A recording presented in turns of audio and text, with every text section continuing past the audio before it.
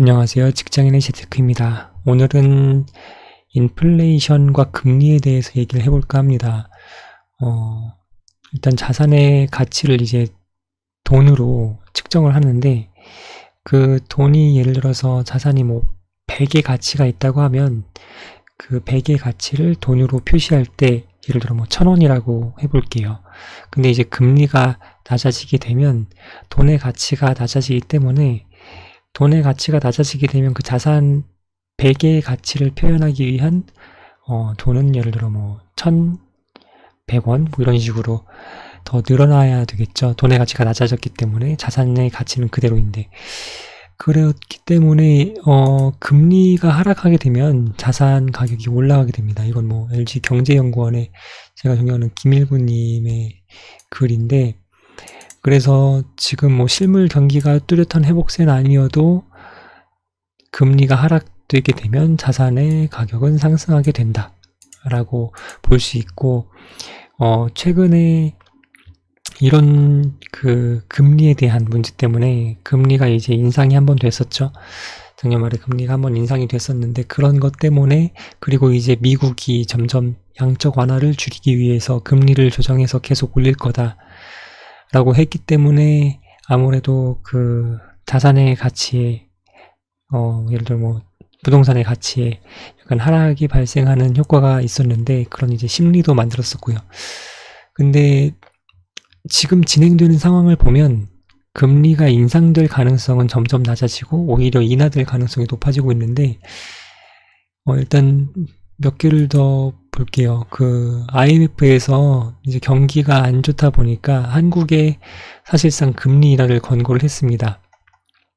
안 그래도 우리 내부적으로도 금리를 인하할까 말까 하는 여론이 있었는데, 금리 인하 자체를 이제 권고를 했다고 봐야 될 것 같아요. 그래서 인플레이션이 떨어지기 때문에 인플레이션의 상승을 이제 목표로 한 완화적인 통화 정책을 가져가야 되고, 이 완화적인 통화 정책이란 게 결국은 이제 돈을 더 많이 푸는, 혹은 돈을 더 많이 쓰게 하는 그런 정책이 되겠죠. 그래서 쭉 보시면 완화적인 기조를 유지하고 있다 하는 얘기했지만, 결국은 이제 인플레이션이, 그러니까 이제 물가의 상승이 기대에 못 미친다면, 뭐 예를 들어 우리의 물가 상승률 목표가 2%라면 그 기대에 못 미친다면 결국은 이제 금리를 낮출 수밖에 없는 상황이고,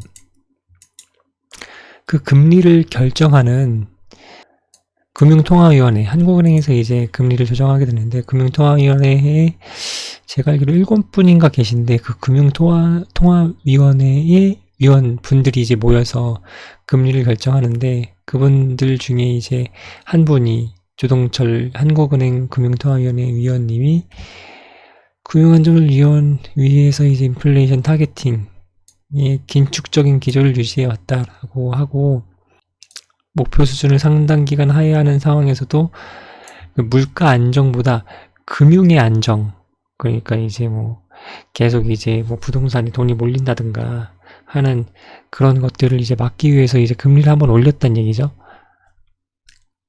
금융의 안정을 위해서 올렸는데, 물가의 안정, 인플레이션 얘기죠.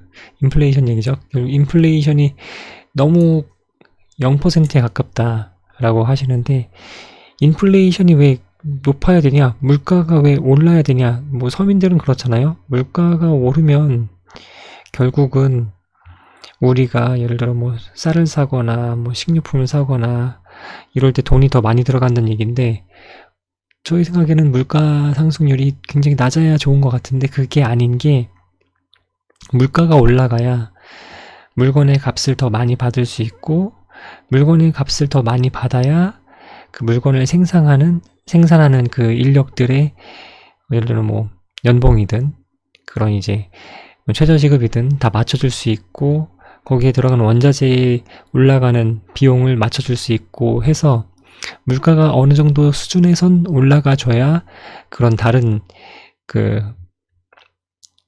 재화를 만드는 데 필요한 돈을 이제 맞춰줄 수 있기 때문에 물가는 어느 정도 수준에서 뭐 물론 막 이렇게 확 올라가진 않아야 되겠지. 뭐 하이퍼 인플레이션이라는 얘기를 하죠. 확 올라가진 않아야 되지만 일정 수준에서 이제 올라가야 됩니다. 그렇기 때문에 인플레이션이 너무 낮으면 그런 것들을 다 맞출 수 없기 때문에 사람을 잘라야 되고 생산량을 줄여야 되고 뭐 하는 이런 이슈들이 생기겠죠. 경제의 성장의 측면에선 적정한 인플레이션이 필요한데 너무 0%에 가깝게 붙어 있다. 그렇기 때문에 이제 금리를